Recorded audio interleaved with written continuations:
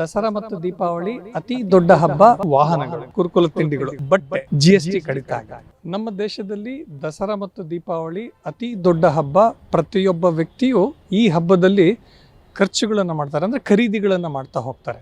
ಅದು ಚಿಕ್ಕ ವಸ್ತುವಿಂದ ಹಿಡಿದು ದೊಡ್ಡ ವಸ್ತುವಿನಲ್ಲಿ ಇರ್ಬೋದು, ಅಂದರೆ ಬಟ್ಟೆ ಇರ್ಬೋದು, ಸಿಹಿ ತಿಂಡಿಗಳಿರ್ಬೋದು ಮತ್ತು ವಾಹನಗಳಿರ್ಬೋದು, ಇವೆಲ್ಲವನ್ನು ಖರ್ಚು ಮಾಡ್ತಾ ಹೋಗ್ತಾರೆ. ಯಾವಾಗ ಒಬ್ಬ ವ್ಯಕ್ತಿ ಖರ್ಚು ಮಾಡ್ತಾ ಹೋಗ್ತಾರೆ, ಅದೇನಪ್ಪ ಅಂತಂದರೆ ಆರ್ಥಿಕತೆಗೆ ಚೇತರಿಕೆ ನೀಡುತ್ತೆ ಮತ್ತು ಸರ್ಕಾರಕ್ಕೆ ತೆರಿಗೆ ರೂಪದಲ್ಲಿ ಹಣ ಬರ್ತಾ ಹೋಗುತ್ತೆ.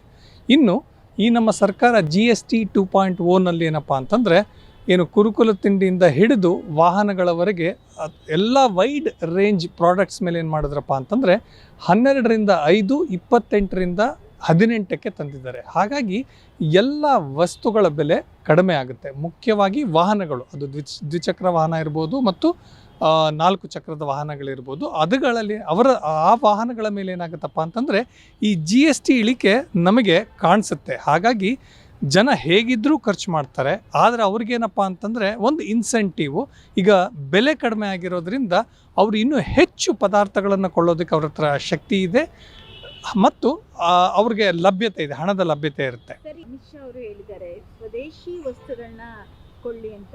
ಯಾವ ಒಂದು ಟಾರ್ಗೆಟ್ ಅನ್ನ ಇಟ್ಕೊಂಡು ಹೇಳಿದ್ದಾರೆ? ಯಾವ ವಸ್ತು ವಹಿವಾಟುಗಳನ್ನ ಟಾರ್ಗೆಟ್ ಅನ್ನ ಇಟ್ಕೊಂಡು ಹೇಳಿದ್ದಾರೆ? ನೋಡಿ, ಇಲ್ಲಿ ಕಳೆದ ವರ್ಷದಲ್ಲಿ ಈ ದಸರಾ ಮತ್ತು ದೀಪಾವಳಿನಲ್ಲಿ 3.75 lakhs crores ಅಂದರೆ 3,75,000 ಕೋಟಿಯಷ್ಟು ವ್ಯವಹಾರ ಆಯಿತು ನಮಗೆ ಈ ಹಬ್ಬದ ಸೀಸನಲ್ಲಿ. ಈ ಬಾರಿ ಅದು 4.5 ಲಕ್ಷ ಕೋಟಿಯಷ್ಟು ವ್ಯವಹಾರ ಆಗುತ್ತೆ ಅಂತ ನಾವು ನಿರೀಕ್ಷೆ ಮಾಡಿದ್ವಿ. ಇಷ್ಟು ಹಣ ನಾವು ನಮ್ಮ ದೇಶದಲ್ಲಿ ಉತ್ಪಾದನೆ ಮಾಡಿರುವಂಥ ವಸ್ತುಗಳನ್ನು ಖರೀದಿ ಮಾಡಿದಾಗ ಖಂಡಿತವಾಗ್ಲೂ ಇದು ನಮ್ಮ ದೇಶಕ್ಕೆ ಬಹಳ ಅನುಕೂಲ ಆಗುತ್ತೆ. ಯಾಕೆಂತಂದರೆ ನಾವು ವಿದೇಶಿ ವಸ್ತುಗಳನ್ನು ತೆಗೆದುಕೊಂಡಾಗ ಮತ್ತೆ ಅದು ಡಾಲರ್ಗೆ ಕನ್ವರ್ಟ್ ಆಗುತ್ತೆ, ಬೇರೆ ದೇಶಕ್ಕೆ ಹಣದ ಹರಿವು ಆಗುತ್ತೆ, ಅದು ಮತ್ತೆ ನಮಗೆ ಭಾರ ಆಗ್ತಾ ಹೋಗುತ್ತೆ. ಹಾಗಾಗಿ ನಮ್ಮ ದೇಶದ ವಸ್ತುಗಳನ್ನು ಹೆಚ್ಚು ಕೊಂಡಾಗ ಏನಾಗುತ್ತೆ, ನಮ್ಮ ದೇಶದ ಕೈಗಾರಿಕೆಗಳಿಗೆ ಹಣದ ಲಭ್ಯತೆ ಸಿಗುತ್ತೆ ಮತ್ತು ಆ ಮೂಲಕ ಸರ್ಕಾರಕ್ಕೆ ತೆರಿಗೆ ಬರುತ್ತೆ ಮತ್ತು ಜನಗಳಿಗೇನಪ್ಪ ಅಂತಂದರೆ ಆ ಹಣ ನಮ್ಮ ದೇಶದಲ್ಲಿ ಇರೋದ್ರಿಂದ ಏನಾಗುತ್ತೆ, ಹಣದ ಹರಿವು ನಮ್ಮ ದೇಶದಲ್ಲಿ ನಮ್ಮ ಜನಗಳ ಒಳಗಡೆನೇ ಇರುತ್ತೆ. ಓಕೆ ಸರ್, ಈಗ ಯಾವ್ಯಾವ್ದ್ರ ಮೇಲೆ ಇಷ್ಟಿಷ್ಟು ಕಡಿಮೆ ಆಗ್ತಾ ಇದೆ? ನೋಡಿ, ಮೊದಲನೇದಾಗಿ ನಾವು ಹಬ್ಬ ಅಂತಂದರೆ ತಿಂಡಿಗಳು, ಕುರುಕುಲ ತಿಂಡಿಗಳು, ಅದು ಕೂಡ ನಾವು 12ರಿಂದ 5ಕ್ಕೆ ಬಂದಿದೆ. ಇನ್ನು ಬಟ್ಟೆ ಏನಾಗಿತ್ತಪ್ಪ ಅಂತಂದರೆ, ಈ ಮುಂಚೆ ನಾವು ರೆಡಿಮೇಡ್ ಗಾರ್ಮೆಂಟ್ಸ್ ಮೇಲೆ MRP 1000 ರೂಪೀಸ್ ಮೇಲೆ ಇದ್ದರೆ ಏನಾಗಿತ್ತು, ಅದು 12% ಇತ್ತು. ಈಗ ಅದು 5%ಗೆ ಬಂದಿದೆ. 2,500 ಮೇಲ್ಪಟ್ಟು MRPಗೆ ಮಾತ್ರ ಅದು 18%ಗೆ ಹೋಗಿದೆ. ಇನ್ನು ಹಬ್ಬದಲ್ಲಿ ನಾವು ಮುಖ್ಯವಾಗಿ ತೆಗೆದುಕೊಳ್ಳೋದು ವಾಹನಗಳು. ಅದು ಎಲ್ಲವೂ 2 ವೀಲರ್ಸ್ ಇರ್ಬೋದು, 4 ವೀಲರ್ಸ್ ಇರ್ಬೋದು, ಅವೇನಾಗಿದೆಯಪ್ಪ ಅಂತಂದರೆ 28ರಿಂದ 18 ಬಂದಿದೆ.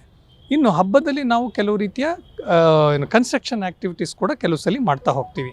ಆ ಸಿಮೆಂಟು, ಸ್ಟೀಲು ಅದೆಲ್ಲ ಏನಿತ್ತಪ್ಪ ಅಂತಂದರೆ 28ರಿಂದ 18 ಬಂದಿದೆ. ಹಾಗಾಗಿ ಈ ಏನು ಸಾಮಾನ್ಯ ಜನರ ಜನಜೀವನದಲ್ಲಿ ಏನು ಅಫೆಕ್ಟ್ ಆಗುತ್ತೆ ಅಥವಾ ಯೂಸ್ ಆಗುತ್ತೆ, ಅವುಗಳೆಲ್ಲವುಗಳ ಬೆಲೆ ಮೇಲೆ GST ಕಡಿತ ಆಗಿದೆ. ಸರ್, ಈಗ ಶಾಪಿಂಗ್ ಮಾಡುವಂತಹ ಮಹಿಳೆಯರಿಗೆ ಎಷ್ಟು ಅನುಕೂಲ ಆಗ್ತಾ ಇದೆ?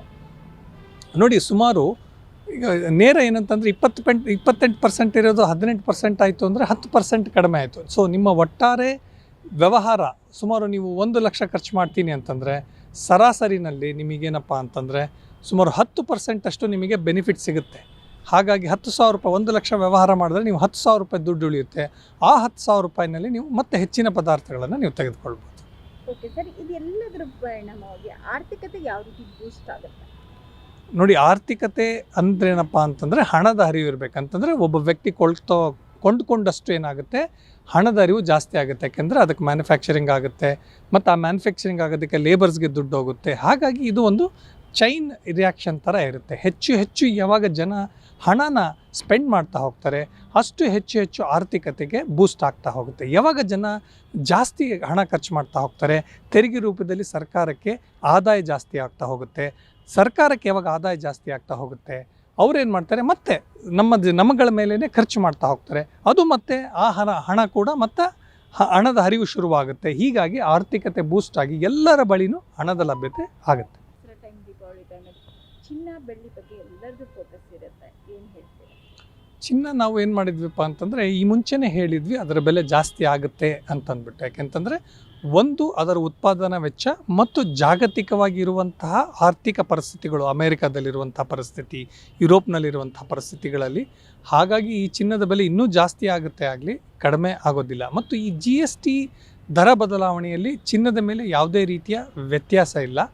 ಚಿನ್ನದ ಮೇಲೆ ಏನಪ್ಪ ಅಂತಂದರೆ ಕಸ್ಟಮ್ ಡ್ಯೂಟಿ ಕಡಿಮೆ ಮಾಡಬೇಕು ಅಥವಾ GST ದರ ಕಡಿಮೆ ಮಾಡಿದಾಗ ಮಾತ್ರ ಅದರ ಬೆಲೆ ಜಾಸ್ತಿ ಆಗುತ್ತೆ.